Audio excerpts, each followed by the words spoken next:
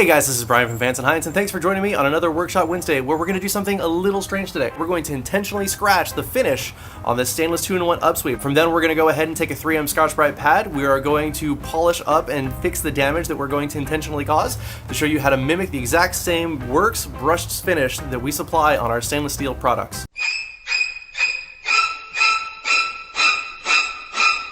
Alright, so as you guys can see, I put a nice 4-inch gouge in this thing. I did it perpendicular to the works finish to make it even harder to get out. And as you can see, my fingernail catches in this thing, so I was not shy about putting a pretty good gouge in it. So let's go ahead and get this cleaned up with a 3M Scotch-Brite pad. Alright, so now that we're on the side of the bike, we've got two things. We've got a 3M Scotch-Brite pad, little small finger piece for the detail work. And then for the lion's share, I've got onto my drill here a 3M ball, which is going to make this a lot simpler. The idea is that we're going to go perpendicular to the scratch. We're going to go in the same direction as the works finish, the brushed part. What you want to do is make sure you're always traveling with the grain as far as this brush finish is concerned. If you start going sideways or perpendicular like this scratch, you're going to have to continue to polish it. The idea is that we want to have it match precisely. So what we're going to do is we're going to do this both ways. I'm going to do part of it with this and part of it with this, and we'll show you the pros and cons of each.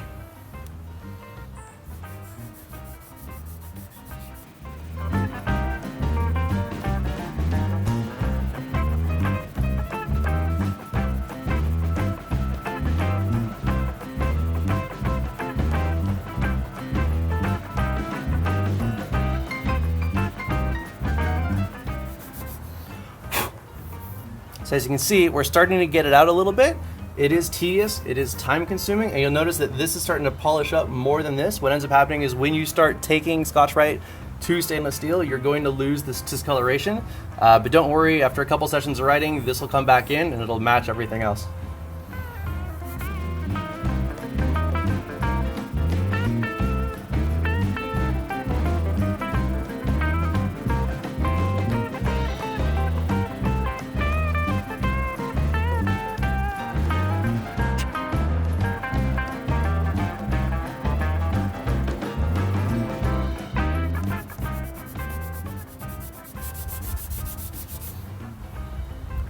So as you can see, we're getting kind of loaded up with material, so I'm going to flip it over and use the other side.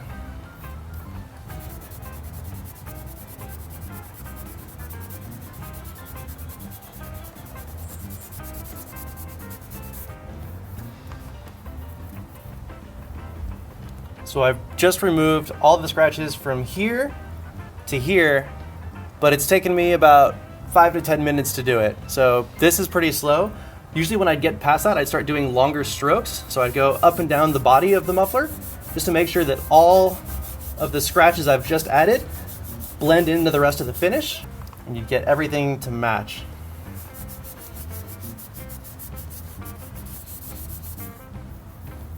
All right, so half of this is gone.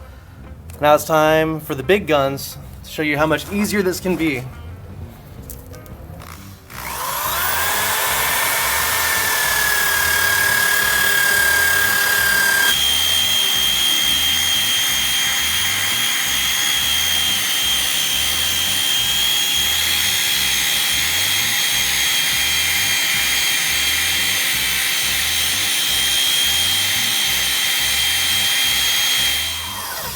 So you notice that while I'm doing this, I'm not locking it in one spot. I'm moving up and down the muffler so that way I can kind of create this even look. As you can see, the muffler's getting hot, but that's almost gone.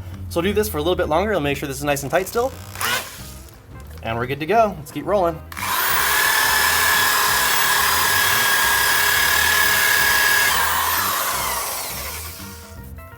All right, so this is pretty much gone. What I'm gonna do now is just go over it again with a little bit more pressure to kind of solidify those brush marks I want to keep, and we'll be all done.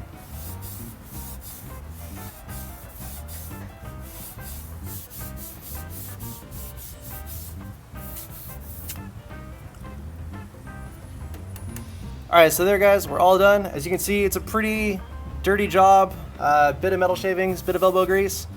Don't shy away from it, anybody can do this.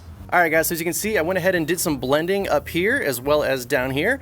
Scratch is completely gone. Heck of a lot better than it looked a little bit ago. It's good as new. And again, remember that this color will match the rest of the pipe in a couple rides. So scratch is gone. everything looks good, and we'll see you guys on the next workshop Wednesday. Thanks for joining us.